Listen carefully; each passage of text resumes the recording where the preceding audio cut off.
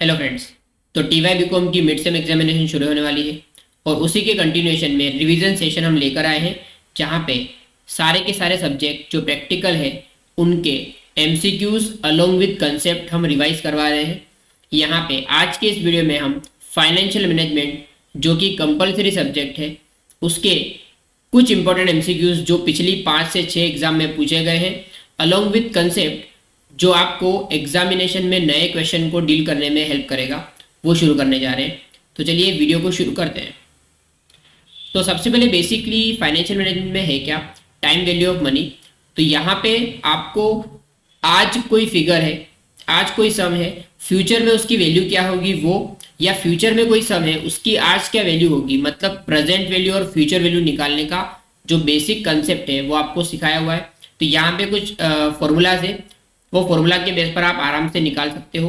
MCQs में आएगा तो वहाँ पे हम इसको साथ साथ में डील करेंगे, तो इसको हम अलग से नहीं कर रहे हैं, इसको हम खाली देख रहे हैं, समझ रहे हैं। आगे जब हम एमसीक्यू करेंगे उसके अंदर कवर हो जाएगा ये चीज़, ठीक है। जनरली क्या होता है, आपका जो इंटरेस्ट होता है वो एनुअली कैलकुलेट होता है, पर कई बार क्या होता है कि आपका इंटरेस्ट क्वार्टरली बेसिस पे कैलकुलेट होता है। तो आपका इफेक्टिव रेट ऑफ इंटरेस्ट अगर आपको 6% बोल रहे हैं, but the effective rate of interest will be more than 6%, तो उसको कैलकुलेट करने का एक तरीका दे रखा है कि आपको अगर जब भी साल के अंदर 2 या 3 बार कंपाउंडिंग हो रही है तो उस टाइम पे हमको ये वाला फॉर्मूला जो है वो काम आता है, जिसका फॉर्मूला है रेट, मतलब effective rate of interest is equal to 1 + k raise to m - 1। तो जिसको यहाँ पे सोल्व कर रखा है, क्या कर रखा है कि साल का इंटरेस्ट 12% है, बट 4 बार वो इंटरेस्ट मिल रहा है, तो क्या करेंगे 1 + 12/4 रेज टू 4 - 1, ठीक है। तो इस तरीके से हम सोल्व करेंगे तो हमको इफेक्टिव रेट ऑफ इंटरेस्ट मिल जाएगा, राइट। तो ये आपका एक तरह से देख लेना है आपको।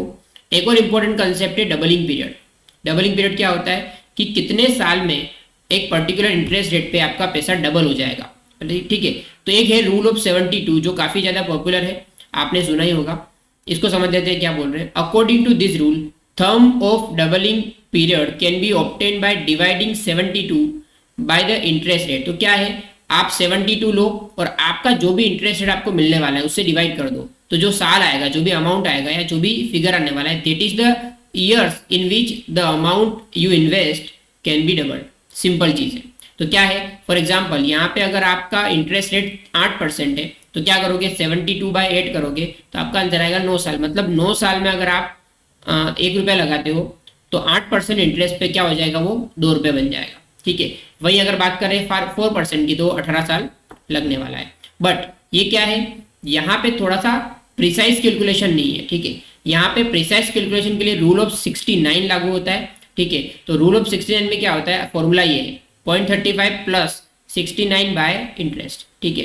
तो फॉर एग्जाम्पल यहाँ पे अगर हम इंटरेस्ट रेट 10% लें और हमको पूछा जाए कि डबलिंग पीरियड कितना होगा, तो 0.35 + 69/10 इक्वल टू 7.25 ईयर्स। तो ठीक है, इस तरीके से आपका आंसर निकलेगा। तो ये 69 वाला काफ़ी बार एमसीक्यू में पूछते हैं, आगे हम देखेंगे तो हमको समझ में आएगा, ठीक है। चलिए अब आगे बढ़ते हैं। अब फाइनेंशियल स्टेटमेंट के एनालिसिस के कई सारे तरीके होते हैं, उसके बारे में देखो। This analysis is done through various tools. तो भाई 5 चीज़ें हैं जिसके बेसिस पे हम फाइनेंशियल स्टेटमेंट को एनालाइज करते हैं। पहला कंपेरेटिव स्टेटमेंट, जहाँ पे हम क्या करते हैं, एक साल के स्टेटमेंट को, फाइनेंशियल स्टेटमेंट को दूसरे साल के फाइनेंशियल स्टेटमेंट के साथ कंपेयर करते हैं, परसेंटेज निकालते हैं वगैरह वगैरह। दूसरा कॉमन साइज स्टेटमेंट। अब यहाँ पे हम क्या करते हैं, हर साल 2 साल के फिगर्स को परसेंटेज में कन्वर्ट कर देते हैं। किसी एक चीज़ को बेच लेते हैं 100% और बाकी सारी चीज़ों को उसके परसेंटेज में डाल देते हैं और फिर कंपेयर करते हैं, उसको बोलते हैं कॉमन साइज स्टेटमेंट। तीसरा आता है ट्रेंड एनालिसिस, जहाँ पे हम क्या करते हैं, प्रॉफिट के ट्रेंड को या सेल्स के ट्रेंड को, मतलब 5-6 सालों के सेल्स के ट्रेंड्स को या कोई भी पर्टिकुलर चीज़ के ट्रेंड को, मतलब कितना परसेंटेज था, कितना इंक्रीज हुआ, कितना डिक्रीज हुआ, वो हम निकालते हैं, उसको बोलते हैं ट्रेंड एनालिसिस।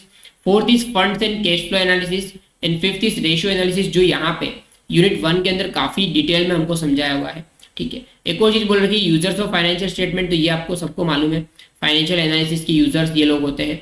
अब यहाँ पे मेन जो टॉपिक है, जो हमारा फोकस है, वो है रेशियो एनालिसिस, जहाँ पे आपको 4 तरीके के, बेसिकली 3 तरह के रेशियोज हैं, जिसके बेस पे आप अलग अलग तरीके से आपके रीजन निकालते हो कि आप एनालाइज कर पाओ उसके बेसिस पे। तो पहला होता है प्रॉफिटेबिलिटी रेशियो, ठीक है। तो ये आपकी एफिशिएंसी या ऑपरेटिंग एफिशिएंसी दिखाने के लिए फॉर्मूलाज होते हैं। तो सबसे पहला है ग्रॉस प्रॉफिट रेशियो, जिसमें gross profit divided by sales into 100 लेना होता है। Net profit margin ratio same, net profit by sales into 100। Operating expense ratio तो cost of goods sold plus operating expenses divided by sales into 100। तो इसके अलावा कई सारे और फॉर्मूलाज है जो इंपॉर्टेंट है, मैं हाईलाइट कराऊंगा। रिटर्न ऑन टोटल असेट, ये काफी इंपॉर्टेंट है। इसका फॉर्मूला है EBIT 1 माइनस टी, ठीक है, EBIT 1 minus T divided by average total asset into 100, ठीक है। तो ये फॉर्मूला है। उसके बाद रिटर्न ऑन इक्विटी, यहाँ पे आप इक्विटी पे कितना रिटर्न मिला वो निकालते हो, तो पेट मतलब profit after tax minus preference dividend divide by average net worth into 100, ठीक है। EPS का फॉर्मूला सभी को मालूम है, PAT minus preference dividend divide by weighted average number of shares. Pay out ratio इतना ज़्यादा पूछते नहीं है। PE रेशियो हमको मालूम है, market price divide by earning per share. Dividend yield भी हमको मालूम है।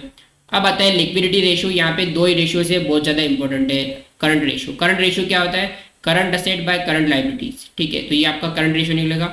सेम तरीके से क्विक रेशियो होता है, जहाँ पे करंट असेट में से हम इन्वेंट्री माइनस कर देते हैं और उसको डिवाइड करते हैं करंट लाइबिलिटी से, तो मिलता है एसिड टेस्ट रेशियो या फिर क्विक रेशियो, ठीक है। तो ये काफ़ी ज़्यादा इंपॉर्टेंट है। अब आता है लिवरेज रेशियो, जहाँ पे हम रिस्क ऑफ डेट जो होता है उसके बेसिस पे अंदाजा लगाते हैं। तो debt asset ratio, debt to asset ratio क्या होता है, total debt by total asset. Debt to equity ratio, ये काफ़ी ज़्यादा इंपॉर्टेंट है। उसमें क्या लेते हैं हम, लॉन्ग टर्म डेट या फिर टोटल डेट लेते हैं, उसको डिवाइड करते हैं नेटवर्थ प्लस प्रेफरेंशियल कैपिटल से, ठीक है। Interest coverage ratio, again important ratio, earning before interest and tax divided by interest. तो आपका नेट इंटरेस्ट कवरेज रेशियो आ जाएगा। ये बेसिकली क्या बताता है इंटरेस्ट कवरेज रेशियो, कि आप इंटरेस्ट पे करने में, आपका जो भी डेट है उसको सर्विस करने में कितने सक्षम हो, ठीक है। मतलब आप इंटरेस्ट का जो पेमेंट आता है उसके कितने ज़्यादा कमाते हो आप, तो वो एक चीज़ है। इसके बाद आते हैं टर्नओवर रेशियो, जो काफ़ी ज़्यादा इंपॉर्टेंट होते हैं। इसके बेस पे काफ़ी सारे MCQs पूछते हैं। सबसे बेसिक है इन्वेंट्री टर्नओवर रेशियो। उसमें क्या होता है, आपको लेना होता है cost of goods sold divided by average inventory. मतलब ये इंडिकेट क्या करता है, ये इंडिकेट करता है कि आपका जो टोटल सेल्स है उसको स्टॉक से डिवाइड कर रहे हो, मतलब आपका स्टॉक कितनी बार टर्न हो जाता है, उसको बोलते हैं स्टॉक टर्नओवर रेशियो, ठीक है। अब हमारे पास अगर एवरेज इन्वेंट्री नहीं होगा तो हम सिंपल क्लोजिंग स्टॉक भी ले सकते हैं। फिर आता है डेटर टर्नओवर रेशियो, ये भी काफ़ी ज़्यादा इंपॉर्टेंट है। इसमें हम लेते हैं बेसिकली ऊपर क्रेडिट सेल्स, नीचे लेते हैं एवरेज डेटर। एवरेज कैसे निकलता है, ओपनिंग का डेटर्स प्लस क्लोजिंग का debtor divided by 2। Average collection period again है इंपॉर्टेंट रेशियो। इसका सबसे simple formula 360 bye debtors turnover. Last है फिक्स असेट टर्नओवर, जहाँ पे हम लेते हैं सेल्स। देखो टर्नओवर के रेशियो में बेसिकली सेल्स हमेशा ऊपर ही आएगा, तो ऊपर सेल्स लेंगे, नीचे लेंगे नेट फिक्स असेट या एवरेज फिक्स असेट, जो भी आपके पास अवेलेबल हो। अब यहाँ पे कुछ नोट्स बहुत इंपॉर्टेंट है। जैसे सेल्स की बात करें तो यहाँ पे हमेशा नेट सेल्स होता है, क्रेडिट सेल्स का मतलब भी नेट सेल्स होता है, मतलब आपको जो भी रिटर्न है वो माइनस कर देना है। जब भी नेट प्रॉफिट बोले that is profit after tax only. Operating expenses में क्या क्या आता है, तो direct expense plus indirect expenses minus interest and taxes. Total asset में क्या होता है, बैलेंस शीट का total side minus miscellaneous expenditure. Current asset के अंदर cash, marketable security, debtors, inventory, loan, advances, short term वाले मतलब बेसिकली प्रीपेड एक्सपेंस, ये सब आ जाएगा। करंट लायबिलिटी में भी उसी तरीके से। नेटवर्थ क्या होता है, तो equity share capital plus reserves minus miscellaneous. तो ये चीज़ें समझ में आ गई होगी आपको बेसिकली। इसके बेस पे हम सारे के सारे MCQ, मेजॉरिटी MCQ देखेंगे तो यहीं से आने वाले हैं। चलिए आगे बढ़ते हैं। वर्किंग कैपिटल मैनेजमेंट बेसिकली आपका यूनिट 2 है ये। इसके अंदर वर्किंग कैपिटल मैनेजमेंट मतलब आपके जो बिजनेस के अंदर जो डे टू डे एक्टिविटी में जो पैसा इन्वेस्ट होता है उस पैसे को किस तरीके से मैनेज करते हैं, उसका सोर्सेस कहाँ से होते हैं और उसको रखने के कई सारे अलग अलग तरीके होते हैं, ठीक है। तो यहाँ पे कुछ चीज़ें हैं जो हमको फाइनल एग्जाम जो होगी उसमें ज़्यादा काम आने वाली है, बराबर। खाली ये इतना आपको ध्यान होना चाहिए कि भाई लॉन्ग टर्म फंड्स के सोर्सेस कौन से होते हैं, शॉर्ट टर्म फंड्स के सोर्सेस कौन से होते हैं, स्पॉन्टेनियस सोर्स कौन से होते हैं, बराबर। ये कुछ अप्रोचेस हैं वो भी हमको मालूम होने चाहिए। तो ये PDF में शेयर करूंगा तो वहाँ से आप पढ़ सकते हो, ठीक है। ऑपरेटिंग साइकिल क्या होता है, ऑपरेटिंग साइकिल मतलब सिंपल कि आप परचेज करते हो रॉ मटेरियल तब से लेकर आपका डेटर नहीं बन जाता, मतलब सेल्स होने के बाद डेटर ना बन जाए तब तक का पूरा साइकिल जो होता है उसको कहते हैं ऑपरेटिंग साइकिल, ठीक है। तो ये एक तरह से statement of working capital requirement बनाना पड़ता है जबकि फाइनल एग्जाम में आपको खासकर पूछा जाएगा। तो अभी हमारा फोकस इस पे नहीं है, ठीक है।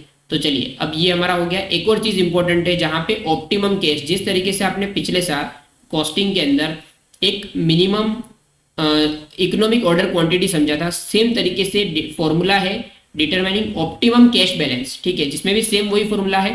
क्या लेते हैं हम लोग, C is equal to under root में 2UP divide by S.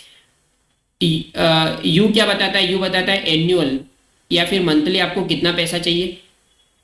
P बताता है कि भाई आपका फिक्स कॉस्ट पर ट्रांजेक्शन की पैसा उठाने का या निकालने का पैसा जो लगता है वो कितना लगता है। एस जो है वो आपका अपॉर्चुनिटी कॉस्ट। तो इसके बेस पे भी आपको एक आध एमसीक्यू पूछ ले तो आप बता सकते हो। इसको बोलते हैं William J Baumol's economic order quantity model, ठीक है। इसके बेस पर इकोनॉमिक ऑप्टिमम कैश लेवल का फॉर्मूला इन्होंने बनाया हुआ है, राइट। चलिए अब हम शुरू करने वाले हैं डायरेक्टली एमसीक्यूज। हम लोग 2014 से 14-15 से लेकर 21 मार्च 21 में जो आपकी एग्जाम हुई थी वहां तक के सारे एमसीक्यूज कवर करने वाले हैं। यहाँ पे यूनिट 1 एंड 2 के जो एमसीक्यूज थे वही रखे। कई बार क्या होता है यूनिट 1 एंड 3 पूछा जाता है एग्जाम में, तो मैंने यूनिट 1 एंड 2 के ही एमसीक्यूज रखे हैं क्योंकि आपका सिलेबस भी उसी एग्जाम के हिसाब से डिजाइन किया हुआ है, राइट। चलिए एक एक करके सारे एमसीक्यू शुरू करते हैं। पहला, objective of financial management is. तो भाई सबसे पहला जो ऑब्जेक्टिव है फाइनेंशियल मैनेजमेंट का वो है मैक्सिमाइजेशन ऑफ प्रॉफिट्स, और उसके बाद सेकंड जो ऑब्जेक्टिव आता है वो आता है maximisation of share holders wealth. तो यहाँ पे हमारा आंसर आएगा मैक्सिमाइजेशन ऑफ प्रॉफिट। चलिए क्वेश्चन नंबर 2 करते हैं। Cash discount term 5/15 net 45 means. तो ये क्या होता है, ये एक तरह से डिस्काउंट का कैश डिस्काउंट की स्कीम है जहाँ पे क्या बोल रहे हैं 5/15 मतलब अगर आप 15 दिनों के अंदर पेमेंट करोगे तो आपको 5% कैश डिस्काउंट दिया जाएगा। अदरवाइज 15 दिनों के बाद 45 दिन तक की जो क्रेडिट पीरियड आपको प्रोवाइड की है वहां तक आपको फुल पेमेंट करना होगा। मतलब क्या इंडिकेट कर रहा है, 5% discount if the payment in 15 days, otherwise full payment on 45 days. तो इसका आंसर होगा बी, 5% डिस्काउंट 5/15 नेट 45। चलिए क्वेश्चन नंबर 3 देखते हैं। In which of the following approaches long-term funds are used for financing fixed asset and permanent current assets and short-term funds are used for financing temporary current asset। तो यहाँ पे इसका answer conservative approach होगा, ठीक है। आगे question number 4, wealth maximisation means maximisation of dash of investment in asset. तो भाई क्या होता है, बेसिकली आपको जो प्रेजेंट वैल्यू है उसको इंक्रीज करना है, बराबर। आप जो भी इन्वेस्टमेंट कर रहे हो उसको उसकी नेट प्रेजेंट वैल्यू जो है उसको अगर आप मैक्सिमाइज कर देते हो तो आपका इन्वेस्टमेंट जो है वो बढ़ जाएगा। Question number 5, in which of the following approaches there is high investment in current asset. तो भाई जो आपका एग्रेसिव अप्रोच होता है उस अप्रोच में आप करंट असेट में हाई इन्वेस्टमेंट करते हो और आप लॉन्ग टर्म फंड्स कम लेते हो, ठीक है। नेट वर्किंग कैपिटल में भी, तो नेट वर्किंग कैपिटल जो है वो आपकी पॉजिटिव हो सकती है, नेगेटिव भी हो सकती है और जीरो भी हो सकती है। तो आपका आंसर हो जाएगा D. Question number 7, the company declared ₹20 dividends on the equity shares of face value of ₹100। तो फेस वैल्यू कितना है, ₹100। The share quoted in market is at 400, market में उसका भाव 400 है। तो डिविडेंड यील्ड कितना होगा, तो वो डिविडेंड यील्ड का फॉर्मूला सिंपल क्या होता है, dividend divide bye market value पर शेयर इंटू 100। तो भाई डिविडेंड कितना मिला, ₹20, मार्केट वैल्यू चल रही है 400, फेस वैल्यू है ये इंटू 100। तो कितना आएगा इसका आंसर, 5%।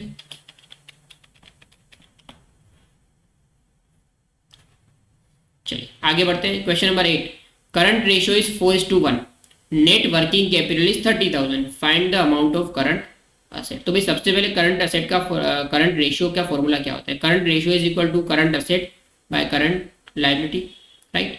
अब यहाँ पे हमको दे रखा है कि नेट वर्किंग कैपिटल कितना है। फिर नेट वर्किंग कैपिटल का फॉर्मूला भी हमें मालूम है क्या होता है, current asset minus current liability, ठीक है। तो यहाँ पे मैं ऐसा लिख सकता हूँ कि current asset minus current liability जो है वो कितना हो रहा है, 30,000, ठीक है। अब मैं क्या कर सकता हूँ, मैं CL जो है उसको सामने की साइड ले जा सकता हूँ। तो CA is equal to 30,000 plus CL लिख सकता हूँ, बराबर। अब यहाँ पे करंट रेशियो का फॉर्मूला है 4/1 is equal to, current asset की जगह क्या लिख सकता हूं मैं, 30,000 by CL divided by current liability, ठीक है। इसको क्रॉस मल्टीप्लीकेशन करेंगे हम, तो 4CL is equal to 30,000 plus CL, ये CL को सामने ले जाएंगे तो 3CL बचेगा इज इक्वल टू 30,000 और CL क्या हो जाएगा मेरा 10,000। मतलब मेरी करंट लायबिलिटी कितनी हुई, अब मुझे पूछा है करंट एसेट कितना, तो current asset is equal to 30,000 plus CL, that means कि 30 plus 10 40,000 will be my answer, right. चलिए, तो इस तरीके से ये क्वेश्चन काफ़ी ज़्यादा पॉपुलर है, जहाँ पे करंट रेशियो देंगे और नेट वर्किंग कैपिटल देंगे और आपको फाइंड आउट करना पड़ेगा कोई भी एक कॉन्स्टिट्यूएंट। चलिए आगे बढ़ते हैं, question number 9। An ageing schedule gives particulars about. देखो एजिंग शेड्यूल क्या होता है, आपके अकाउंट रिसीवेबल मतलब आपके जो डेटर्स है उसके बारे में इंफॉर्मेशन बताता है, साथ ही साथ ये भी बताता है कि आपके कितने दिन से पैसा लेना बाकी है। तो इसका आंसर आएगा सी, अकाउंट्स पे receivable in days outstanding. Question number 10, which of the following is a core concept of financial management. तो फाइनेंशियल मैनेजमेंट का कोर कंसेप्ट क्या है, risk and return, receipt and payment, debit and credit. तो मेरा answer क्या आएगा, receipt and payment, क्योंकि financial management में बेसिकली कैश इनफ्लो और आउटफ्लो का ही महत्व है। What is ignored in principle of profit maximisation. तो भाई ये प्रॉफिट मैक्सिमाइजेशन में क्या चीज़ इग्नोर की जाती है, risk, wealth creation, time value of money. तो भाई प्रॉफिट मैक्सिमाइजेशन के टाइम पे ये सारी की सारी चीज़ें इग्नोर कर लेते हैं लोग, ठीक है। चलिए आगे बढ़ते हैं, question number 3, the EBIT of trauma limited is 20 lakh. ठीक है, EBIT का बेसिकली मतलब क्या होता है, earning before interest and tax. It had taken 10% term loan from SBI of 40 lakhs। तो 40 लाख की लोन दी है। अब मुझे पूछ रहे हैं what is the interest coverage ratio of the company. भाई सबसे पहले इंटरेस्ट कवरेज रेशियो का फॉर्मूला क्या आता है, तो इंटरेस्ट कवरेज रेशियो का फॉर्मूला है EBIT डिवाइडेड बाय इंटरेस्ट। ठीक है, अब EBIT कितना दे रखा है, मुझे दे रखा है 20 lakhs।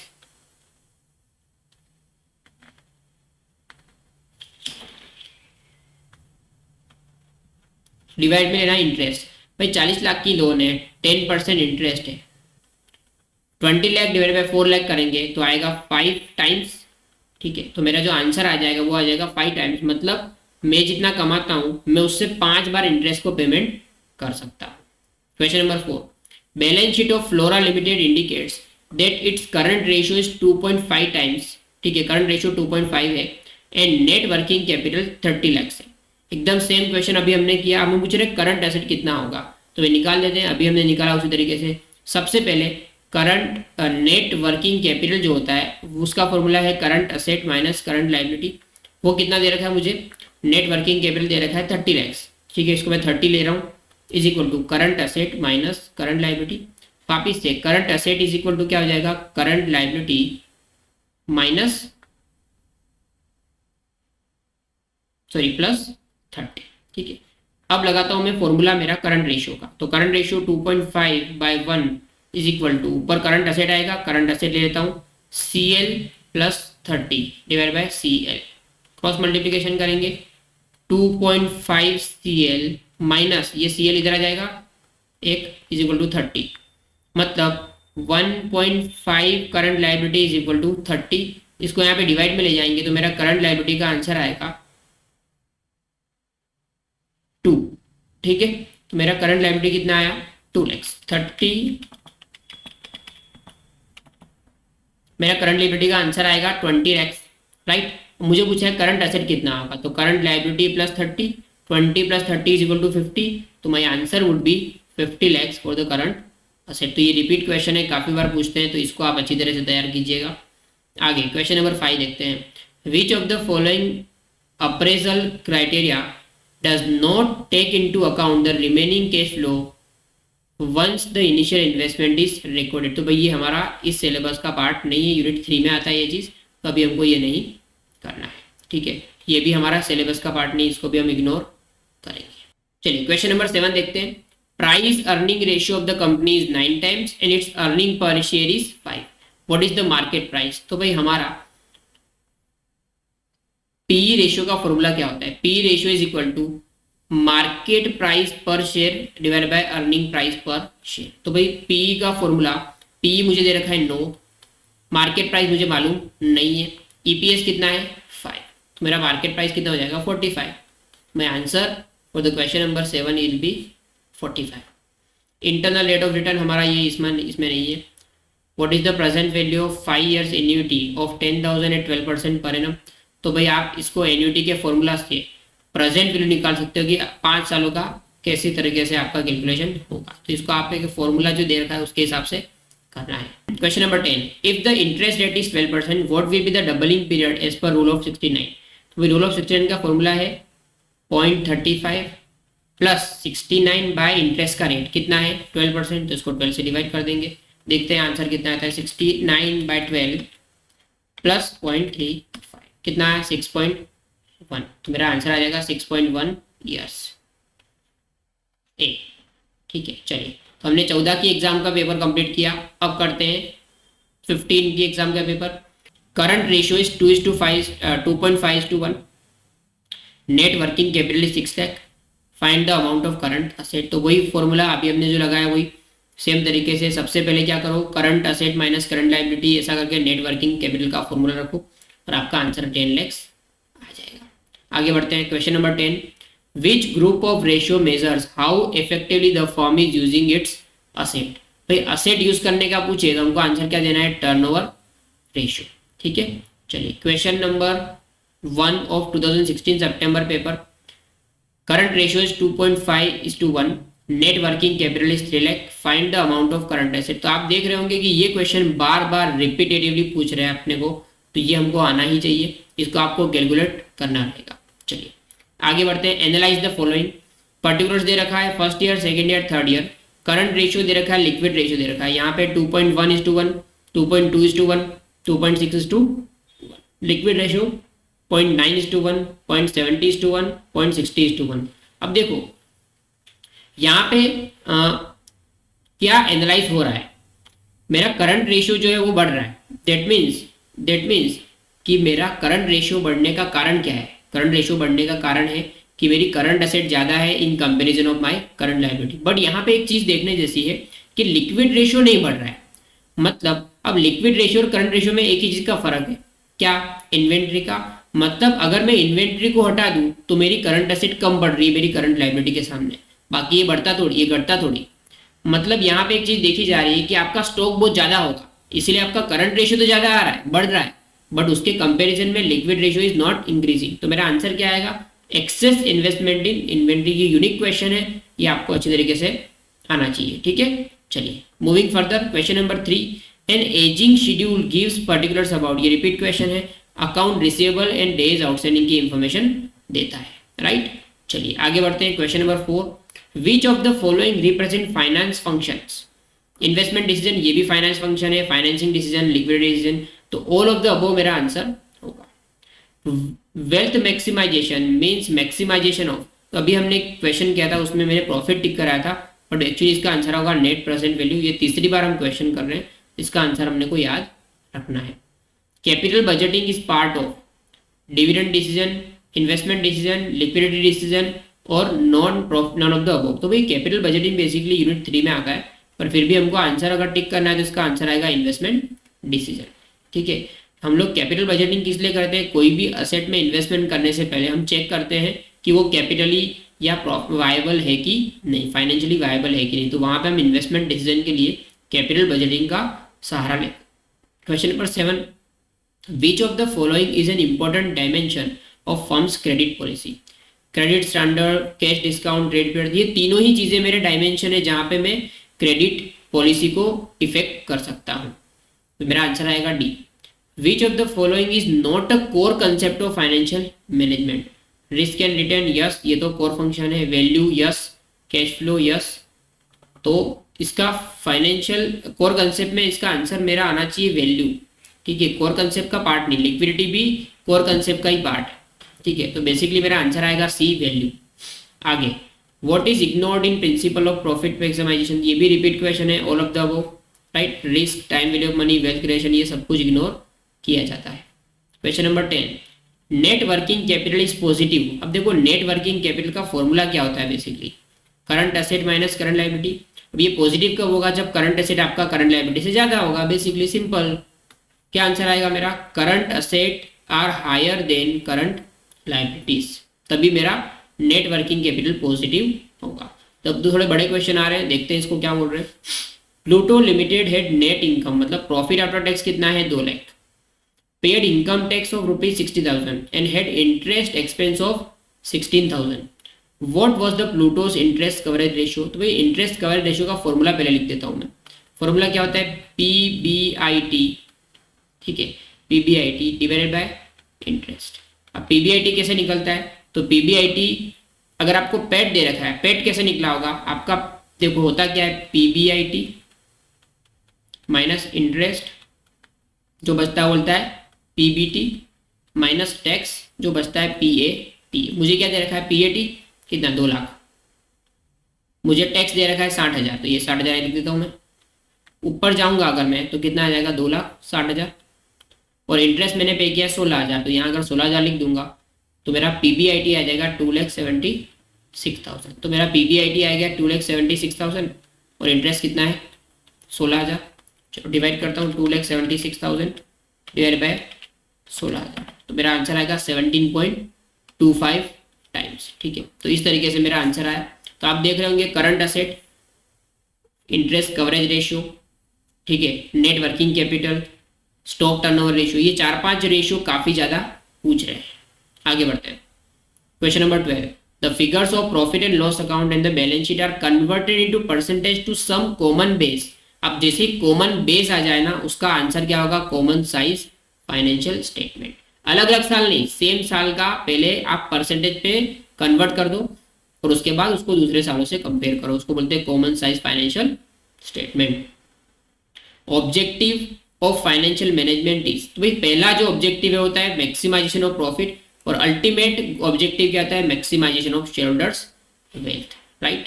चलिए अब देखते हैं थोड़ा आगे। In receivable management the collection programme of the firm aimed at timely collection of receivable may consist of monitoring the state of receivable, yes, dispatch the letters of customer whose due date is approaching, yes, dispatch भी करते हैं, letter भेजते हैं भाई payment कर देना है तारीख को। Telephone and telegraphic advice to customer around the due date, yes. Threat of legal action for overdue payment, yes, ये भी देते हैं। कई बार ओवर ड्यू हो जाता है तो हम बोलते हैं कि हम एक्शन लेंगे, MSME होते हैं तो इंटरेस्ट मांगते हैं वगैरह वगैरह, legal action against over due. तो ये पांचों ही मेरे मेजर है जहां से मैं कलेक्शन करता हूं, तो मेरा आंसर आएगा D. Question number 14, from the following information calculate value of inventory. आपको स्टॉक का वैल्यू निकालने के लिए बोल रहे हैं। करंट रेशियो दिया है, क्विक रेशियो दिया है, करंट लायबिलिटी दिया है। फिर सबसे पहले स्टॉक का फॉर्मूला क्या होता है, करंट असेट का फॉर्मूला क्या होता है, current ratio is equal to आपका लेते हैं current asset divided by current liability. अब यहाँ पे हमें एक इंफॉर्मेशन तो दे रखी है, क्या दे रखी है इंफॉर्मेशन, हमें दे रखी है इंफॉर्मेशन की करंट रेशियो कितना है। तो current ratio 2/1 is equal to, current asset मुझे मालूम नहीं है, क्या करंट लायबिलिटी मालूम है, यस, तो करंट लायबिलिटी पुट कर देता हूँ वैल्यू यहाँ पे।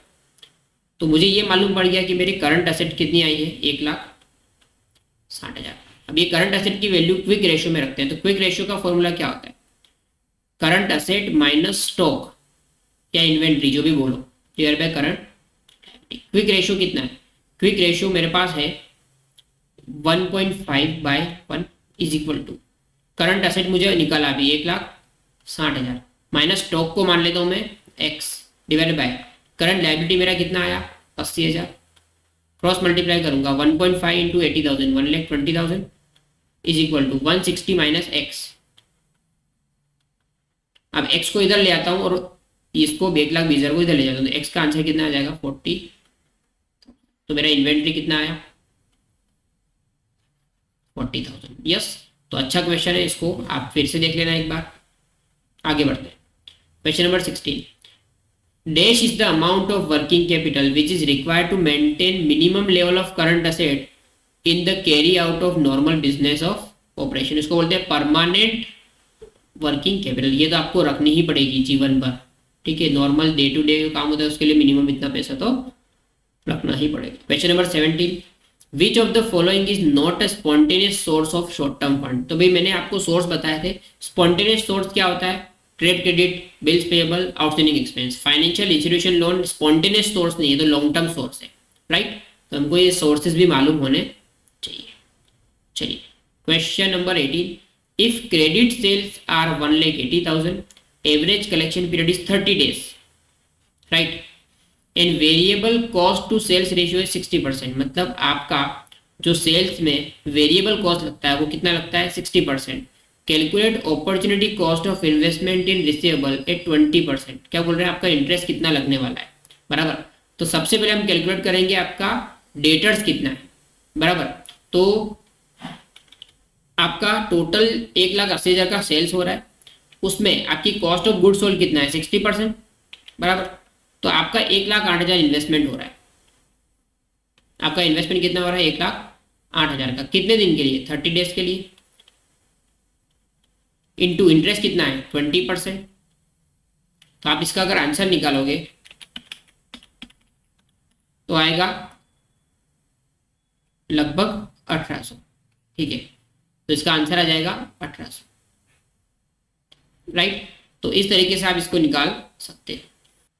Question number 19, dash shows the speed with which capital investment in asset is rotated in the business and converted into sale. इसका आंसर है टर्नओवर रेशियो। टर्नओवर रेशियो बताता है कि आप कितनी स्पीड से आपके कैपिटल को टर्न कर देते हो।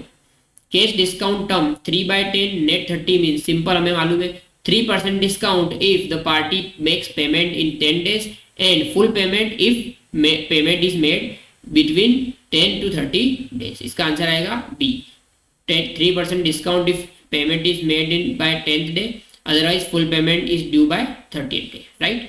चलिए, gross working capital is equal to total current asset, और नेट मतलब क्या हो जाएगा total asset current asset minus total current liability. A tighter collection policy will have following impact. भाई टाइटर कलेक्शन पॉलिसी मतलब क्या होता है, आप उधार कम दो, क्रेडिट पीरियड कम दो, तो उससे सबसे पहले फायदा होगा bed date decrease, yes.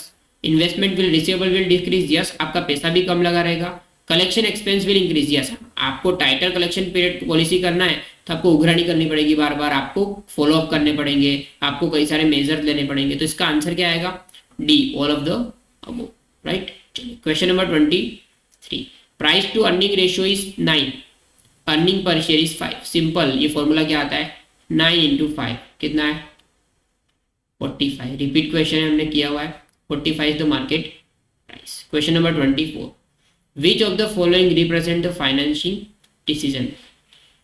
Declaring dividend नहीं, ये फाइनेंसिंग थोड़ी है, तो पैसा जाने वाला है। इन्वेस्टमेंट इन, ये भी इन्वेस्टिंग डिसीजन है।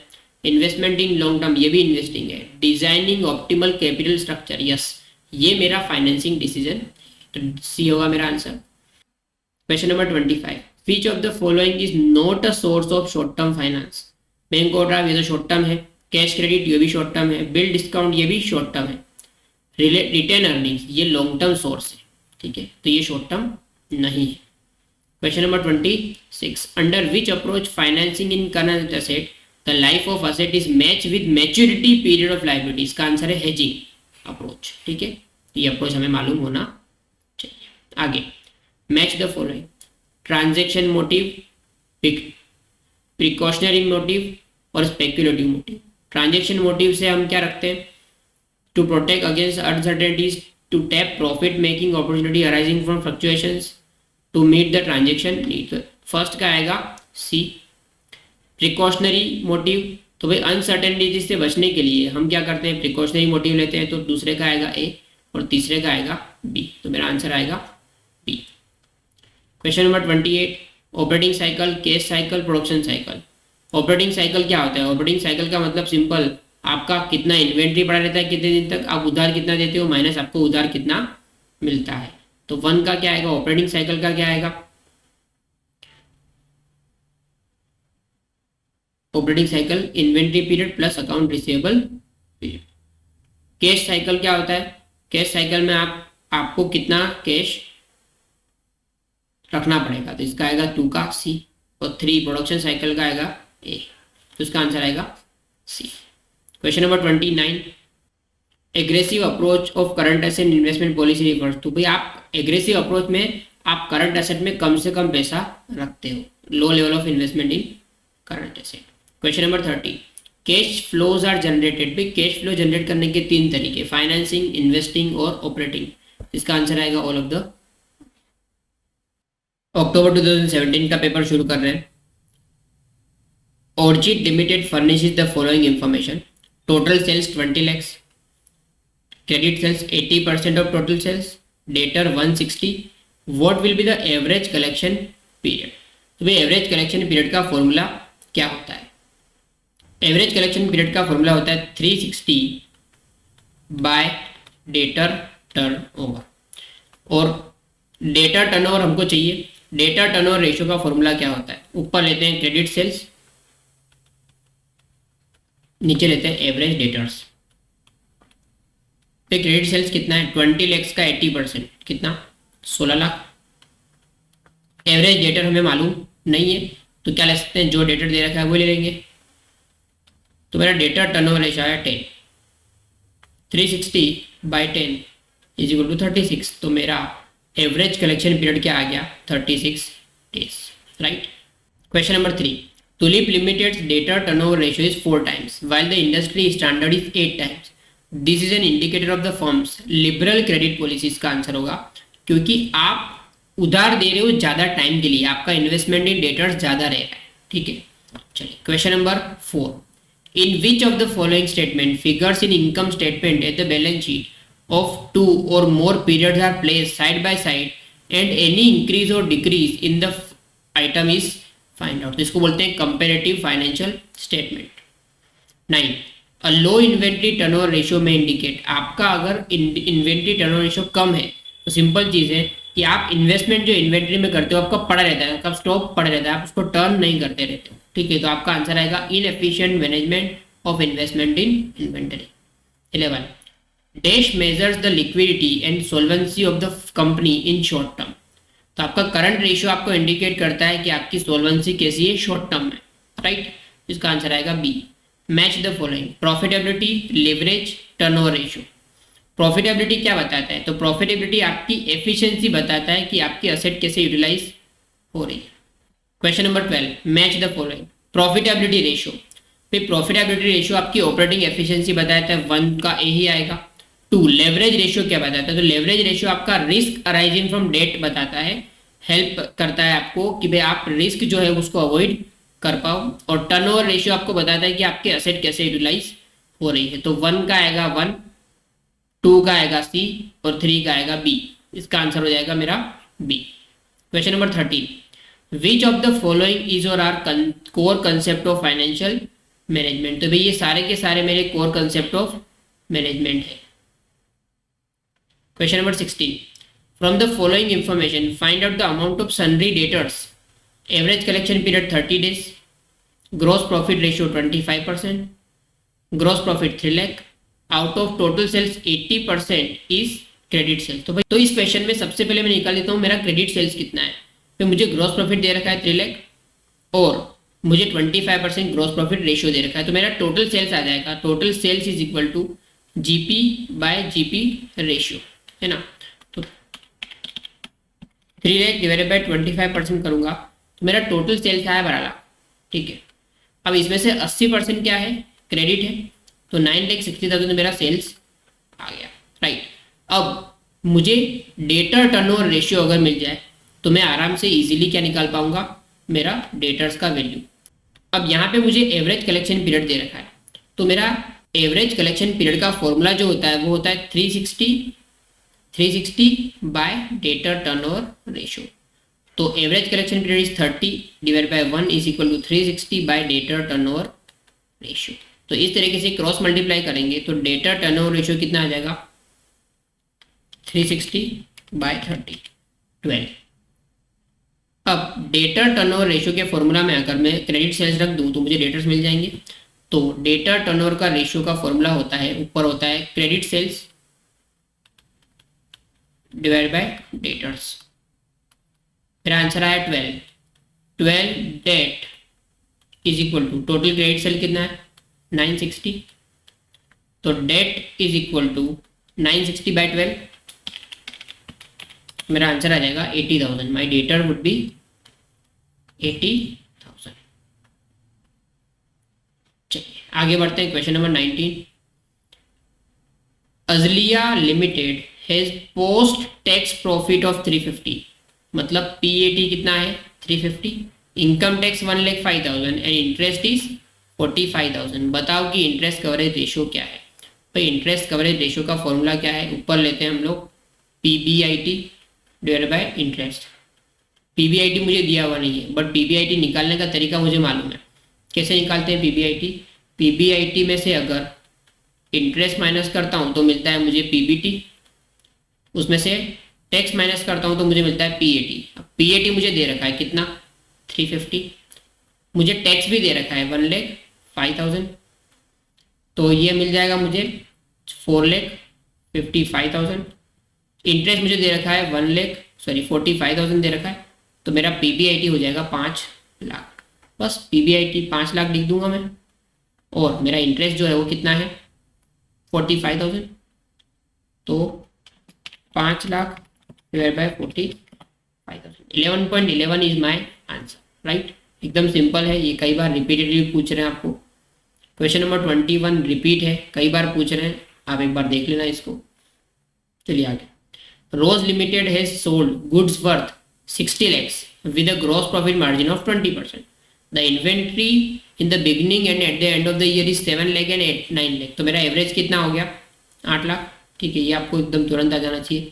What is the inventory turnover ratio? तो भाई क्या करते हैं, बेसिकली इन्वेंट्री टर्नओवर रेशियो में क्या लेते हैं हम लोग, ऊपर लेते हैं कॉस्ट ऑफ गुड्स सोल्ड, नीचे लेते हैं स्टॉक एवरेज इन्वेंट्री, ठीक है। कॉस्ट ऑफ गुड्स सोल्ड कितना आया, देखो मेरा 60 लाख का सेल्स है, उसमें से 20% तो मेरा मार्जिन है, तो मेरा सेल्स कितना हुआ बेसिकली 48 लाख, तो 48 lakhs, average inventory is 8 lakh, तो मेरा आंसर आ जाएगा 6 टाइम्स, ठीक है, तो डी मेरा आंसर है। Question number 27, the wealth maximisation criteria is superior than profit maximisation criteria because, क्यों, क्योंकि wealth maximisation it is based on the concept of cash flows generated from use of asset, yes, considered both uncertainty and risk of earning profit in the future, yes, incorporates the time value of money। तो भाई ये मेरे तीनों ही answer होंगे, all of the। Question number 30, from the following information calculate net profit. Gross profit ratio 40%, net profit ratio 20%, gross profit 4 lakh. तो भाई सबसे पहले ग्रॉस प्रॉफिट रेशियो के बेस पे मैं सेल्स निकाल देता हूँ। Sales is equal to GP by GP ratio. GP कितना है, 4 लाख का प्रॉफिट कमाया जिसका रेट क्या है 40%, तो मेरा सेल्स कितना हो जाएगा 10 lakhs, और मुझे दे रखा है 20% नेट प्रॉफिट रेशियो, तो 10 लाख इंटू 20% अगर करूंगा तो मुझे 2 लाख का प्रॉफिट मिल जाएगा, ठीक है। तो आप फाइनेंशियल मैनेजमेंट को देखोगे तो काफ़ी ज़्यादा इजी है अगर आपको मैथ्स थोड़ा सा आता हो और फॉर्मूलाज थोड़े से अगर आपको याद हो तो। चलिए 2018 का पेपर करते हैं। Increase in average collection period implies, भाई आप एवरेज कलेक्शन पीरियड बढ़ा रहे हो मतलब आप रिलैक्स कर रहे हो, आपकी क्रेडिट पॉलिसी रिलैक्स कर रहे हो, उसको बोलते हैं relaxation of credit period offer to the debtors. चलिए क्वेश्चन नंबर 2 देखते हैं। From the following information calculate interest coverage ratio. Profit after tax 6 lakhs, tax rate 40%, 10% debentures 20 lakh के हैं, इंटरेस्ट कितना हो जाएगा 2 लाख। चलिए अब मुझे इंटरेस्ट कवरेज रेशियो जो है उसके लिए चाहिए EBIT, उसके नीचे लेना है इंटरेस्ट। इंटरेस्ट तो मेरे पास है पर EBIT है नहीं। EBIT कैसे निकलते थे, EBIT minus interest is equal to EBT minus tax is equal to EAT या PAT। PAT मुझे दे रखा है 6 लाख, ठीक है। अगर मुझे टैक्स 40% दे रखा है मतलब ये 60 बचा होगा 100 में से माइनस करने के बाद, तो क्रॉस मल्टीप्लाई करने पर ये कितना आ जाएगा 10 lakhs और टैक्स आ जाएगा 4 लाख, ठीक है। इंटरेस्ट 2 लाख है तो मेरा EBIT कितना हो जाएगा 12 लाख। तो यहाँ पे फॉर्मूला में पुट करूंगा 12 lakh divide by interest is 2 lakhs, तो 6 times is my answer. Question number 3, the main objective of financial management is, भाई कई बार पूछा है question, maximising share holders value, right. चलिए question number 4, from the following information find out the amount of dividend per share, ठीक है। Dividend yield 20%, market price per share 50। Simple, dividend per share का formula क्या होता है, market price multiplied by dividend yield. Market price 50 into 20%, my dividend would be 20%, एकदम simple है। Analysis of financial statement refers to the process of critical examination of financial information contained in the financial statement, yes, can be done using technique of ratio analysis, yes, पर ratio analysis के साथ साथ कई सारे और भी तरीके हैं, तो पहला सही, दूसरा गलत। तो मेरा आंसर क्या है, 1:2 एंड सेकंड इज राइट। चलिए करते हैं आगे। Match the following, historical cost, future cost, implicit cost. ठीक है, यहाँ पे इसके बाजू वाला कुछ दिख नहीं रहा है मुझे, तो इस क्वेश्चन को अपन बाद में करेंगे, अगर होगा मुझे मिलेगा इन्फॉर्मेशन मैं आपको शेयर कर दूंगा। आगे question number 7, which of the following is not a function of treasurer, obtaining finance yes, banking relationship yes, investor relationship yes, internal audit नहीं, ये इसका फंक्शन नहीं है। तो मेरा आंसर आ जाएगा D. Dash ratios are use for assessing risk arising from debt funds. भाई जब भी डेट देखो, रिस्क देखो, इसका आंसर है leverage ratio.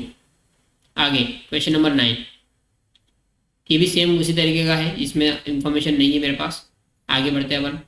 Question number 10, which of the following is or is the core basic concept of financial management. Core concept क्या है मेरा, risk and return, receipt and payments, debit and credit, cost and expenses. तो मेरा answer आएगा A, risk and return.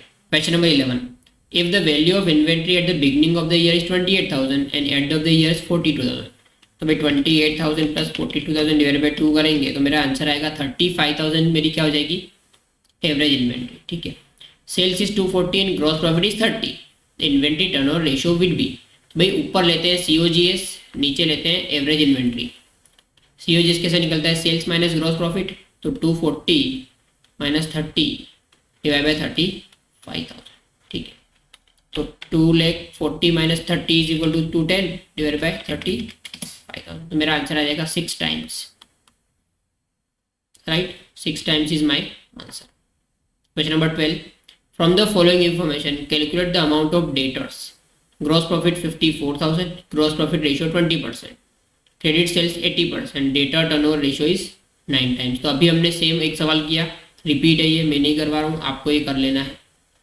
आगे question number 13, the objective of profit maximisation consider time value of money and ignore risk.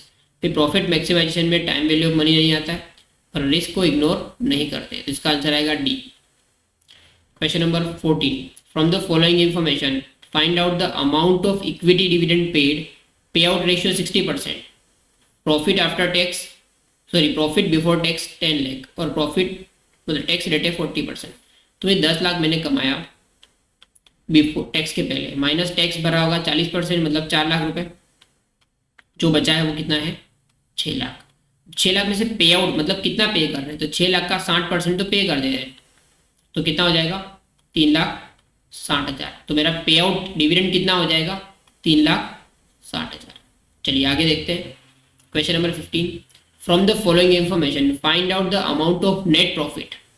Gross profit 1 lakh, gross profit ratio 20%, तो भाई 20% कैसे निकला, 1 लाख, तो 1 lakh divide by 20% करोगे तो आपको मिल जाएगा पूरा का पूरा सेल्स, कितना मिल जाएगा 5 लाख, क्योंकि 5 लाख का 20% करा तभी तो मुझे 1 लाख मिला, और उसका 10% अगर कर दूंगा तो मुझे नेट प्रॉफिट मिल जाएगा 50,000। मेरा आंसर हो जाएगा A 50,000। Question number 16, which of the following is or are included in the financial functions, investment decision yes, dividend decision yes, financing decision yes. तो मेरा आंसर आ जाएगा ऑल ऑफ दी। चलिए 2019 का पेपर करते हैं। क्वेश्चन नंबर 2 जो है वो हमारा इस सिलेबस का नहीं है, तो यूनिट 3 का है, ये हम नहीं कर रहे। The goal of wealth maximization takes into consideration timing of expected returns, risk related to variability of returns, risk related to uncertainty of returns. मेरा आंसर है all of the. Question number 5 भी हमारा यूनिट 3 का है। Question number 7 देखते हैं। From the following information calculate amount of debtors. Gross profit 27,000, gross profit ratio 20%। तो जैसे ये मिले मुझे मालूम है कि 27,000 कैसे आया होगा 20% करके, तो 20% से 27,000 को डिवाइड करेंगे, 27,000 डिवाइड बाई 20%, 1,35,000 मेरा सेल्स हुआ होगा। क्या बोल रहे हैं, उसका 80% जो है वो मेरा क्या है, क्रेडिट सेल्स। तो 1,35,000 मल्टीप्लाइड बाई 80%, 1,35,000 मल्टीप्लाइड बाई 80%, मेरा क्रेडिट सेल्स है 1,08,000। मुझे डेटा टर्नओवर रेशियो दिया है 9 टाइम्स। तो अगर मेरा सेल्स 1,08,000 है तो मैं डिवाइड कर दूंगा डेटा टर्नओवर रेशियो 9 से, तो मुझे मिल जाएगा मेरा डेटर्स 12,000, ठीक है, तो मेरा 12,000 का हो जाएगा debtors. Question number 8, the average collection period is 2 months and average debtors are 120, what will be the amount of credit sales. तो देखो हमें एवरेज कलेक्शन पीरियड का फॉर्मूला मालूम है 360 बाय डेटर टर्नओवर रेशियो, ठीक है, डेटा टर्नओवर रेशियो। तो debtor turnover ratio निकालने के लिए मेरा आंसर है 2 months मतलब 60 days is equal to 360 by debtor turnover ratio, cross multiplication करेंगे तो 360 बाय 60, मेरा डेटा टर्नओवर रेशियो कितना आया 6 times.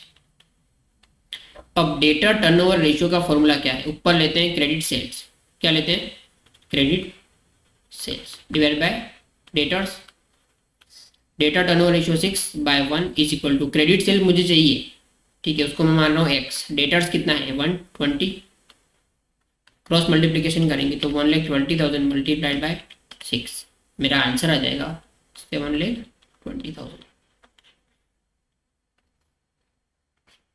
Question number 9, which of the following is or are core concept of financial management. Repeat question बार बार पूछ रहे हैं, ऑल ऑफ द अबव मेरा आंसर आएगा। The company's inventory turnover ratio is 4 times and industry average is 10 times। तो भाई क्या है, तो आप सबसे पहले तो आपका पैसा इन्वेंट्री में ज़्यादा लगा रहे हो, ठीक है, और इन्वेंट्री मैनेजमेंट सही नहीं है, तो मेरा आंसर आ जाएगा A and B both, right. चलिए question number 12, which of the following is or are important decision of functions of financial management. Liquidity, investment, financing, yes, तीनों फंक्शन मेरे इंपॉर्टेंट है, ठीक है। ये मेरा ये 3rd यूनिट का क्वेश्चन है। Calculate doubling period, doubling period का फॉर्मूला क्या होता है 0.35 प्लस 69 डिवाइडेड बाय कितना परसेंट है 18, तो आंसर आएगा 69 डिवाइडेड बाय 18 प्लस 0.35, मेरा आंसर आएगा 4.18 ईयर्स, ठीक है, एकदम इजी है ये formula. Question number 18, which of the following is or are functions of controller. तो भाई कंट्रोलर के फंक्शन क्या होते हैं, taxation, financial accounting, internal audit, yes, all of the above. Trump Limited issued 4,21,000 equity shares of 10 each, 250 10% preference shares of 10 each, 18,000 12% debentures of 100 each. Earning before interest and tax on company is 24 lakh। तो भाई EBIT कितना है मेरा 24 लाख। पूछ रहे मुझे corporate tax rate 50% है, earning per share कितना, तो भाई EBIT में से इंटरेस्ट माइनस करेंगे, इंटरेस्ट का रेट क्या है 12%, 100 रुपये का डिबेंचर है 18,000, 18,000 इंटू 100 मतलब 18 lakhs के डिबेंचर है जिसपे 12% इंटरेस्ट मेरा जाएगा, दैट मीन्स के 2,16,000 मेरा इंटरेस्ट जाने वाला है। EBT कितना बचा मेरा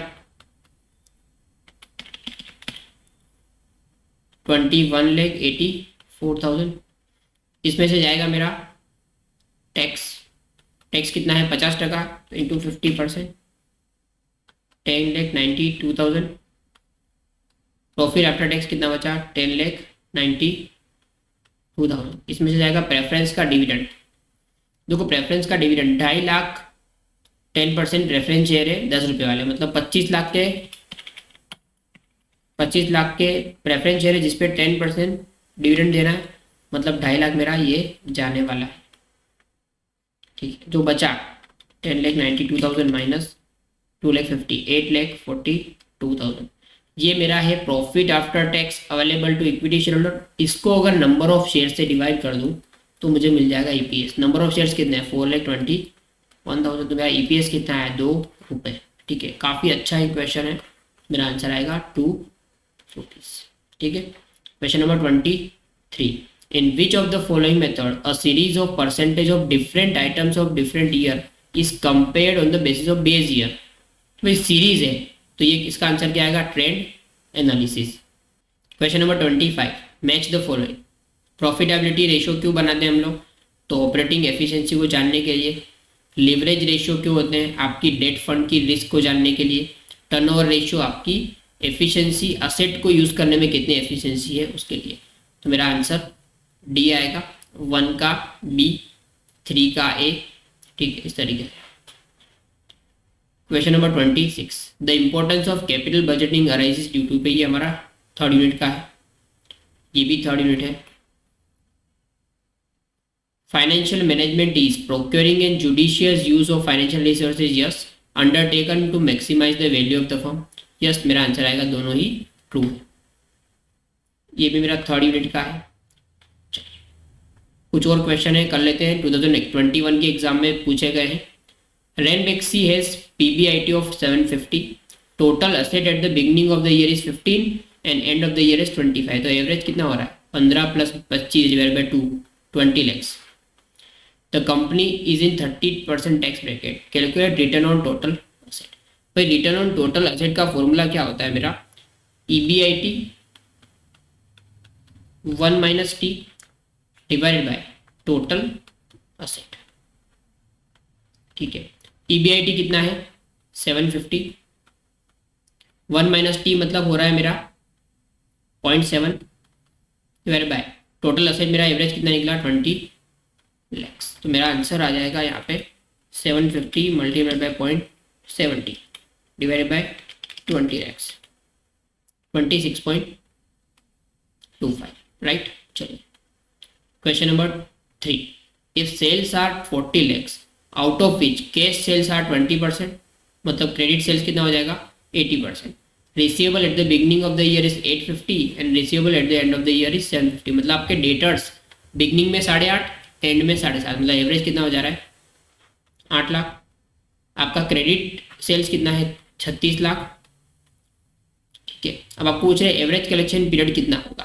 भाई एवरेज कलेक्शन का पीरियड का फॉर्मूला एक ही है, 360 बाय डेटा टर्नओवर रेशियो। फिर डेटा टर्नओवर रेशियो मेरे पास नहीं है, तो कैसे निकलता है debtor turnover ratio? Credit sales divided by average debtors. Credit sales 36 lakh, average debtor 8 lakh, तो मेरा आया 4 टाइम्स 360 बाय, क्या है मेरा आंसर? 90। एकदम सिंपल है, 90 is my credit collection period.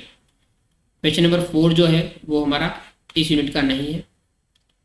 Question number 7, Alembic Limited has net income of 5 lakh, paid income tax 50,000, interest expense 50,000। Bar bar repeated question पूछ रहे हैं, मैं नहीं कर रहा हूँ, आपको सोल्व करना है। ये अच्छा क्वेश्चन है। What is the correct way of calculating cash inflow? तो कैश इनफ्लो निकालने का करेक्ट तरीका ये है, नेट प्रॉफिट में डेप्रिसिएशन ऐड करो। क्यों? क्योंकि आपने नेट प्रॉफिट निकालते टाइम माइनस कर दिया होगा नॉन कैश आइटम, प्लस और minus other non cash items, ठीक है। चलिए question number 10, which of the following is correct statement? High investment in current asset leads to low profitability in liquidity, yes. दूसरा, high investment in current asset leads to high profitability, नहीं, आपका investment ज़्यादा होगा तो आपका profitability कम ही होगा, तो गलत है ये वाला। Liberal credit policy leads to decrease in sales, नहीं, लिबरल से तो क्या होगा, आपका सेल्स बढ़ेगा पर बैड डेट भी बढ़ेगा, तो ये भी गलत है। Strict credit policy lead to increase in sales, नहीं, स्ट्रिक्ट करोगे तो आपका सेल्स कम ही होगा, तो मेरा स्टेटमेंट कौन सा सही वाला है? A is my correct statement. Question number 16, ये मैचिंग वाला जो है ना, ये हमने किया हुआ है, रिपीट क्वेश्चन है, ठीक है। आपको ट्रेंड एनालिसिस का मतलब क्या होता है, कॉमन सेंस का क्या होता है, वो आपको पूछ रहे हैं, ठीक है। चलिए question number 23, calculate current ratio and liquid ratio from the following information. Inventory 1 lakh, trade receivable 1 lakh, cash and cash equivalent 50,000, trade payables 1 lakh, short term borrowings मतलब 5,000। अब कैसे निकालते हैं भाई? सबसे पहले करंट रेशियो का फॉर्मूला क्या है? Current ratio is equal to current asset by current liability. अब करंट एसेट में यहाँ पे हमें दे रखा है रिसीवेबल, इन्वेंट्री सबसे पहले लेंगे क्या? यस, प्लस रिसीवेबल लेंगे, यस, कैश लेंगे, कितना है कैश? 50,000। लायबिलिटी में क्या क्या है? ट्रेड पेबल, यस लेंगे, और बैंक ओवरड्राफ्ट भी लेंगे। मेरा आंसर आया 250 डिवाइड बाय 1,05,000। तो पहला आया 2.38, ठीक है, एक तो आ गया ये वाला। दूसरा सिंपल, एक क्विक रेशियो में खाली स्टॉक निकाल देंगे तो 1,05,000, सॉरी 1,50,000 डिवाइड बाय 1,05,000, 1.43। तो मेरा आंसर आ जाएगा बी, ठीक है। अच्छा क्वेश्चन एक बार देख लेना। क्वेश्चन नंबर 24 मैच करने को बोल रहे हैं, अभी हम लोगों ने देखा था, यही रिपीट क्वेश्चन है। ठीक है, ये हमारा थर्ड यूनिट का है। ये देख लेते हैं एवरेज इन्वेंट्री वाला question number 29। Pfizer limited has inventory turnover ratio 8 times, gross profit 90, gross profit ratio 25। ठीक है, किया हुआ है, फिर भी देख लेते हैं। 90,000 मेरा ग्रॉस प्रॉफिट है और 25% अगर मार्जिन है तो मेरा सेल्स कितना हो जाएगा, 3,60,000। और मेरा इन्वेंट्री टर्नओवर रेशियो 8 टाइम है, तो एवरेज इन्वेंट्री कितना, तो 360/8। मेरा एवरेज इन्वेंट्री इज 40,000। ठीक है, तो यहाँ पे हम लोगों ने 2014 से लेकर जो 2021 तक के यूनिट 1 एंड यूनिट 2 के सारे क्वेश्चन कर लिए हैं। ठीक है, कंसेप्ट भी थोड़ा बहुत समझा, एमसीक्यूज का भी थोड़ा समझा हम लोगों ने। ये एमसीक्यूज आप 2 से 3 बार आप कर लो, 100% यहाँ से आता है। थोड़े बहुत आपके आंकड़े चेंज करते हैं, थ्योरी क्वेश्चन तो रिपीट ही होते हैं, प्रैक्टिकल में भी थोड़े से अमाउंट्स ऊपर नीचे करके आपको यही क्वेश्चन पूछते हैं, तो आपकी 100% प्रिपरेशन यहाँ से हो सकती है।